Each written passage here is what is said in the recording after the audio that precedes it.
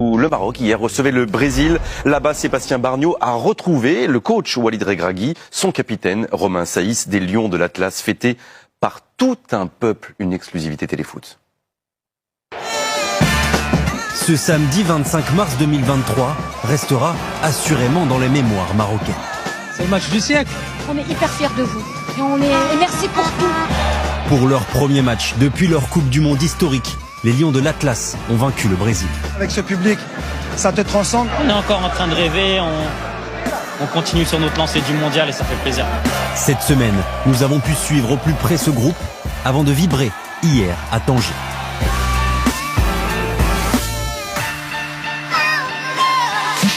Comment tu vas? Ça va? Très bien. Et toi? Très bien. Merci de nous recevoir. Bienvenue au Maroc. Au cœur du complexe sportif marocain, le sélectionneur Walid Regragui et son capitaine Romain Saïs sont revenus plus de 3 mois après sur leur magnifique épopée. Si tu veux bien, on va se poser 2 minutes. Allez. Puis on va revivre un petit peu cette Coupe du Monde à travers toi.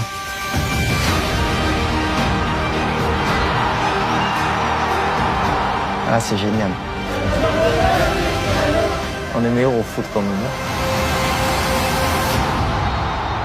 Ouais, on voit les émotions là. De bons souvenirs, hein. Très bons souvenirs. Écoute, quand tu revois ça, tu te dis que c'est des moments, c'est pour ça qu'on fait ce sport. C'est aller au-delà du football et c'est aussi ça notre plus grande victoire, c'est qu'on a fait rêver tout un peuple et c'est juste incroyable. Une fabuleuse histoire qui a vu un tournant 3 mois avant le mondial. Walid Regragui est nommé à la tête de la sélection et change alors son visage. Je suis souvent avec mes joueurs très proches, mais je peux être très très dur. Et en fait, ils ont compris qu'on jouait pas que pour nous, parce que souvent c'était l'erreur en équipe nationale. Souvent les joueurs venaient, pensaient qu'il fallait qu'ils jouent, il fallait qu'ils montrent leur talent. Et là, ils ont compris qu'il fallait qu'on joue en équipe. Et puis les résultats font que j'espère qu'ils vont comprendre que quand on joue en équipe, on ressemble à quelque chose. Le Qatar est derrière, débute maintenant la préparation pour la CAN 2024.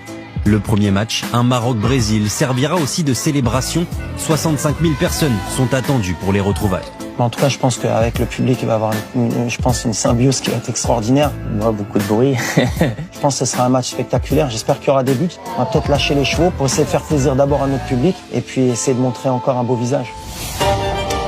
Comme attendu, Tanger est en liesse. On est heureux. On est venu pour supporter notre pays. Soir de fête, c'est un spectacle. Ce soir, vous allez assister à un spectacle. Un stade plein, prêt à célébrer le retour de ses héros. Aujourd'hui, c'est la fête, c'est pas le match. 2-0 pour le Maroc.